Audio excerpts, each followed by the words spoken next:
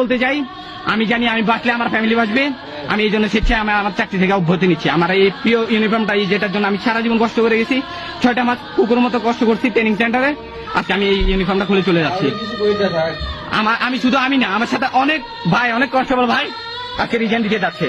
শুধু আমি না, প্রায় 100-রও অধিক হবে আজকে রিজাইন দিব। আমরা একসাথে দিব ইনশাল্লাহ। এই বাংলাদেশ, নতুন বাংলাদেশে আমরা নতুন পুলিশ দেখবো, নতুন পুলিশ নতুন বাংলাদেশ করবে ইনশাল্লাহ।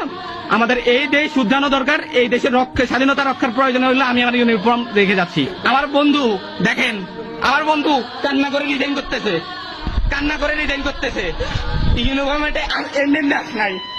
এই লোক অনেক কষ্ট করে আসছে। ওর বাবা মার একমাত্র সন্তান, ওর বাবা মার কি কষ্ট হয় না? কালকে যে কুত্তার মতো মানুষ পাঠছে, পুলিশ পাঠছে, এটা কটা বিষয় হয়েছে। আমি চাই